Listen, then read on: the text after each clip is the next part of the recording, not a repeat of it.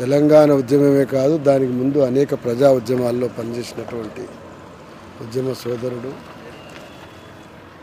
చాలా తీక్షణంగా సమాజాన్ని గమనించి ఒక సీరియస్ కార్యాచరణకు సిద్ధమయ్యేటువంటి బత్తుల సిద్ధేశ్వర్ బీసీ రిజర్వేషన్ నేపథ్యంలో ఇదివరకు కూడా ఇక్కడే ఇదే గాంధీ ఆసుపత్రిలో ఎల్బీ నగర్లో దీక్షను భగ్నం చేస్తే ఆమరణ దినార దీక్ష చేపట్టడం, రాష్ట్ర వ్యాప్తంగా ఉన్న బీసీ సోదరులు, నాయకులు, including present PCC Mahesh Kumar Goud, Hanumantharao గారు, టీఆర్ఎస్ ఎమ్మెల్యేలు, ఎంపీలు, బీజేపీ అన్ని పార్టీల వాళ్ళు కూడా రావడం జరిగింది. ఇప్పుడు సిచ్యువేషన్ చేంజ్ అయిపోయింది. అంతకంటే అధ్వానంగా, అంటే మొట్టమొదటిసారికి ఏమిటంటే గతంలో ఉన్నటువంటి ప్రభుత్వము 27% తీసుకుపోయింది రిజర్వేషన్లు అని చెప్పేసి గతంలో అధికారున్న పార్టీ మీద దుమ్మెత్తి పోసి ఇవాళ మేము 42% దరిద్రంగా ఇస్తామని చెప్పేసి, అంటే వాస్తవంగా మాట్లాడుకోవాలంటే రాహుల్ గాంధీ మాట ప్రకారం జిత్నాయి ఇచ్చేదారి ఉత్నాయి భాగేదారి అని అంటాం కదా, ఆ ప్రకారం మేము 56% 60% రావాలి. సరే 42% నువ్వు నీ మనాకెర కోసం కామారెడ్డిలో మనం అనుకున్నాం. ఆ కామారెడ్డి డిక్లరేషన్ పేరు మీద చెప్పుకున్న దానికి కూడా నువ్వు డెడికేటెడ్ కమిషన్ అన్నావు. మోస్ట్ నాన్ సీరియస్, అంటే ఒక్క మాటలు చెప్పాలంటే ఒక సీరియస్ కార్యక్రమాన్ని అంకితభావంతో ఎట్లా చేయాలో వదిలిపెట్టి ఎట్లా చేయకూడదు ఒక సజీవమైనటువంటి ఉదాహరణను రాహుల్ గాంధీ రేవంత్ రెడ్డి కాంబినేషన్ కలిపి దేశం అందరూ వదిలిపెట్టిండ్రు. నేనేమంటానంటే ఇప్పటికీ వారి మిత్రులు ఇంతమంది చాలామంది ప్రశ్నించారు మీ అందరికీ. రాహుల్ గాంధీ గారు దేశంలో చాలా విషయాల మీద మాట్లాడతారు. ఇప్పుడు సర్రానొక నడుస్తూ ఉంది, ఎలక్షన్ సంబంధించినటువంటి ఇన్వెస్టిగేషన్ ఏదైతే ఉన్నదో నడుస్తూ ఉన్నది. దాని గురించి మీరు హైడ్రోజన్ బాంబు వెళ్తుంది, ఈ బాంబు వెళ్తుంది, ఆ బాంబు వెళ్తారు అన్నారు కదా. అంటే బీసీలకు సంబంధించిన ఇష్యూ బాంబు కాదా? బీసీలకు ఇష్యూ సమస్య బాంబు కాదా? ఇక్కడ మీరు చూస్తే ఎల్లమ్మగూడెం అనే విలేజ్ ఉంటుంది మా దగ్గర. అక్కడ ఒక యాదవ సోదరుడు పోటీకి నిలబడ్డాడు. అక్కడ ఇదివరకు ఆల్రెడీ అక్కడ ఉన్నటువంటి స్థానిక సర్పంచ్ని చంపినటువంటి కేసులో నిందన మోస్తున్నటువంటి ఒక వ్యక్తి అదే బ్యాచ్, అదే ముఠా కోమటిరెడ్డికి సంబంధించినటువంటి ప్రాబల్యంతో వెతుకొని పోవడం, హింస పెట్టడం, రకరకాల మూత్రం దాగించడానికి చాలా ఆరోపణలు వస్తామని.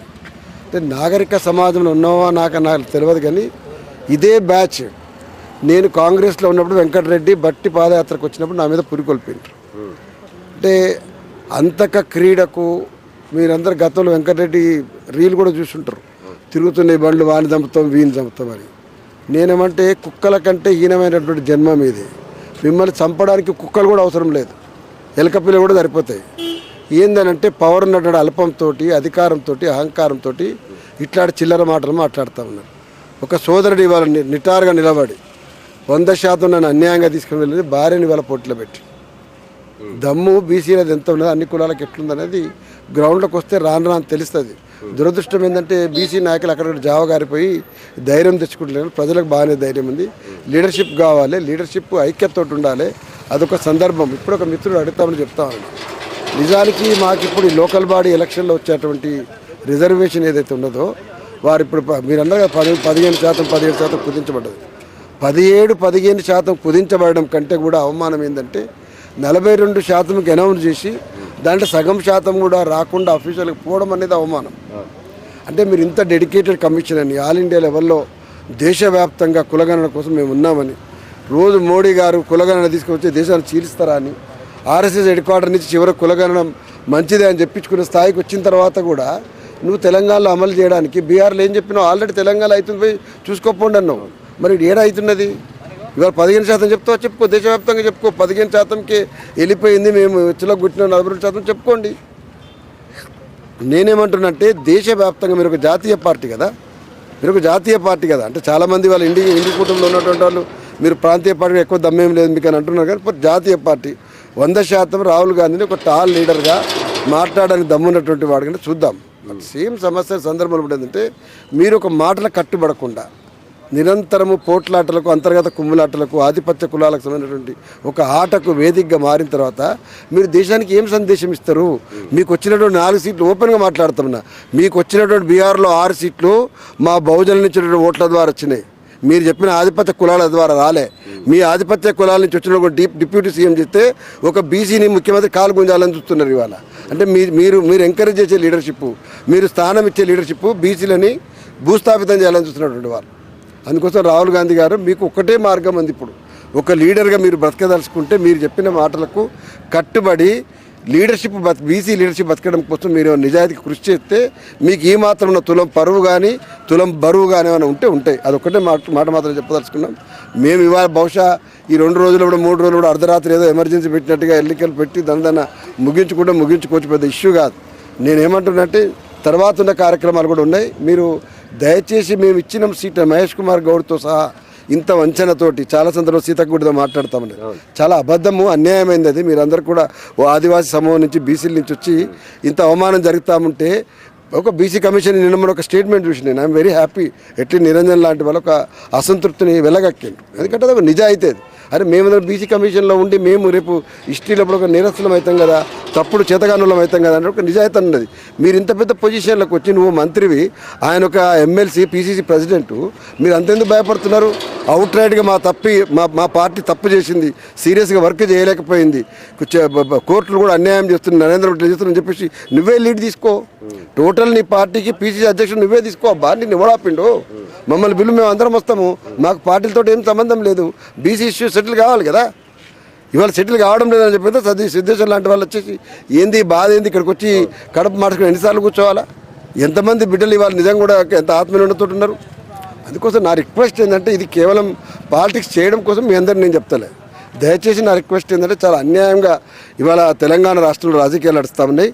ఇట్లా మీరు ఒక దగ్గర కూర్చుంటే నిలబడితే ఒకే ఒక్క సామాజిక వర్గం ఇట్లా ఏది ఏమంటారు దాన్ని క్యాట్ వాక్ అంటారో లేకపోతే దీన్ని కిరాతక వాక్ అంటారో నాకు తెలియదు. ఇది ఏమే దుర్మార్గులు నడిచెళ్ళినట్టుగా మీరు అందరూ ఒకటే కులం వాళ్ళు ఒకటే వర్గం వాళ్ళు భూములు కొల్లగొట్టి అన్ని రకాలైన వేచాలు ఇచ్చి దళారి పాలకులుగా మారి గతంలో సమైక్య పార్టీలు సమైక్య రాష్ట్రంలో కూడా అదే పని చేసిర్రు. కొత్త రాష్ట్రం వచ్చినాక ఇంతకాలాన్ని 10 ఏళ్ల తర్వాత మళ్ళీ అదే పని చేస్తున్నారు. మీరు ఇంత పెద్ద పెద్ద మాటలు మాట్లాడితే ఎట్లా? నేనంటున్నా ఇవాళ మీరు తెలంగాణ లోపల 42% అన్న మీ మాట కట్టుబడినటువంటి ద్రోహులుగా చేతగాని వాళ్ళుగా మీరు మాత్రం మిగిలిపోతారు. లేదు మేము నిలబడగలుగుతాం, ఖచ్చితంగా గతంలో ఇచ్చింది అన్యాయమైంది, అంతకన్నా ఎక్కువ సాధించడం చెప్పదలుచుకుంటే ఒక కార్యాచరణ రూపొందించుకోవడానికి ఏం అవకాశం ఉందో చెప్పండి. అప్పటిదాకా సిద్ధేశ్వర్ లాంటి వాళ్ళు మాలాంటి వాళ్ళం రాష్ట్ర వ్యాప్తంగా ఏ ఉద్యమాన్ని కూడా కాడి కింద పడేసిన రోజు మమ్మల్ని మేము బొందబెట్టుకున్నట్టే లెక్క. ఆ ఒక్క విషయం చెప్పడానికి వచ్చిన వారు వీలైన తొందరలో రికవర్ అయ్యి రావాలని చెప్పారు. కూడా నేనేమంటున్నంటే ఒక అరణ్య రోధంలాగా మనది ఉండొద్దు. వాస్తవానికి కేవలం సిద్ధేశ్వర్ యొక్క లాస్ట్ టైం అమ్మాన నిరాదీక్ష వల్ల ఒక చర్చ రాష్ట్ర వ్యాప్తంగా తీసుకురాగలిగినాం. ఈసారి కూడా అన్ని పార్టీల వాళ్ళు కూడా స్పందించాలని చెప్పేసి కోరుకుంటూ చాలా సేఫ్గా విజయవంతంగా సిద్ధేశ్వర్ తిరిగి రావాలని చెప్పేసి తెలంగాణ ఉద్యమంలో కీలకంగా పనిచేస్తారు. బీసీ ఉద్యమం ముందుకు పోవాలంటే బీసీలు ఎట్లా మేలుకోవాలో ఏం చెప్తారు? బీసీలు మేలుకోకుండా ఏం లేరు నాయన, అట్లా కాదు. సమస్య ఏంటంటే బీసీలు రాజకీయాలు చేయడం లోపల అంటే మనము యాక్సిడెంట్ అయితే ఒక్కొక్కసారి మెమరీ లాస్ ఉంటుంది కదా. చాలా పెద్ద పర్సన్ కూడా చాలా చిన్న పిల్లగాడిలాగా అయిపోతాడు. చెప్తే ఆశ్చర్యపోతాడు. ఒక్కనాడు కొండ లక్ష్మీ బాపూజీ లాంటి టాల్ లీడర్, నిమ్మల రాములు లాంటి టాల్ లీడర్, గౌతు లచ్చన్న లాంటి టాల్ లీడర్ అంటే ఇట్లా మాట్లాడితేనే అట్లా చిటికేస్తే రాజకీయాలు శాసించేటువంటి స్థితి ఉండేది. సరే లిబరలైజేషన్ కూడా రకరకాల పెట్టుబడులు వ్యవస్థలు పునరేకీకరణ రాయలసీమ రెడ్లు ఇదంతా కలిసిన తర్వాత ఒక కన్సిక్యూటివ్గా అంటే నిరంతరం ఒక కుట్ర ప్రకారం చేస్తున్నటువంటి దాంట్లో మార్జినలైజ్ చేయబడ్డారు. హైకమాండ్కు డబ్బులు ఇచ్చి ఇన్ఫ్లుయెన్స్ చేయడం అనేది. ఎందుకంటే గతంలో కాంగ్రెస్ పార్టీ ఉంది, ఢిల్లీ నుంచి బేస్ చేసుకొని రాజకీయాలు నడవాలి కదా. అట్లా ఒక సెక్షన్ బాగా బలోపేతం అయిన తర్వాత ఇవాళ ఏమైపోయిందంటే మనం వీళ్ళని ఏం చేయగలుగుతాము, ఏం కొట్టగలుగుతాం అనే ఒక వాతావరణంలో ఉన్నారు. నేనేమంటున్నా దేశవ్యాప్తంగా ఇవాళ కాంగ్రెస్ పార్టీ ఉనికి బీసీలు నాయకులుగా ఉండి నడుపుతున్నటువంటి పార్టీలతో జుడాయించున్నది. అది మీరు లల్లు ప్రసాద్ యాదవ్ అయితేమి, ములాయం సింగ్ యాదవ్ కొడుకు ఆ పిల్లవాడితే ఎవరైతే ఏమైంది అల్టిమేట్గా ఆర్జేడీ అయినా ఇంకేజేడీ అయినా ఎస్పీ అయినా అల్టిమేట్గా ఇవాళ బీసీల లీడర్షిప్పే కదా. ఈవెన్ అదేంటది ఆమ్ ఆద్మీ పార్టీ లాంటి దాంట్లో కూడా బీసీ లీడర్షిప్ ఉన్నది. కమ్యూనిస్టులు మనం ఎక్కడ బీహార్లో గెలిచిన దాంట్లో బలమైనటువంటి బీసీ వర్గం పనిచేసింది. ఇంతమందితోటి ఇవాళ కలిసిండి అనివార్యంగా మాతో జోడి కట్టకుండా భవిష్యత్తు లేనటువంటి కాంగ్రెస్ పార్టీ ఈ తెలంగాణలో ఏం తెలుసుకుంది? వెనకటి లెక్కనే రెడ్డి కాంగ్రెస్ కాగలుచుకుందా? ఇప్పుడు మీరు చెప్తున్న రాహుల్ గాంధీ చెప్తున్నటువంటి ఏది ఇట్నా ఇచ్చేదారు ఉత్నా భాగేదారు అంటున్నావు కదా, ఆ మాట ప్రకారం ఉండదలుచుకుందా? వాళ్ళ ఫీల్డ్నే తెలుసుకోవాలి. బీసీ సోదరులకు అందరూ విజ్ఞప్తి చేస్తున్న నాయకులందరికీ అందరం కలిసి పనిచేద్దాం. దయచేసి ఈ అంశం లోపల జాతీయ పార్టీలుగా ఉన్నటువంటి కాంగ్రెస్ పార్టీ తన పాత్రను సరిగా పోషించకపోవడం, అత్యంత దుర్మార్గంగా భారతీయ జనతా పార్టీ ఏకపక్షంగా ఆధిపత్య కులాలనే ఇవ్వాలని కూడా కొనసాగించే సపోర్ట్ ఉందో దానివల్ల ఇది ఆలస్యం అవుతుంది. కోర్టులు కూడా ఎన్ని కథలు చెప్పినా ఎన్ని మాటలు మాట్లాడినా ఓపెన్గా మీ ద్వారా చెప్తా ఉన్నా, ఈ దేశంలో కోర్టులు ఏనాడు బీసీల పక్షాలు లేవు.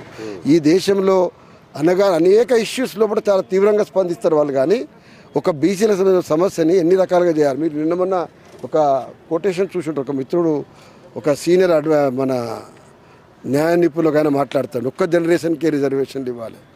ఈ దేశంలో వాళ్ళకి ఏ సమస్య కనపడదు. క్రీమీ లేయరు, ఒక్క జనరేషను, ఈ మాటలే తప్ప ఏం కనపడవు.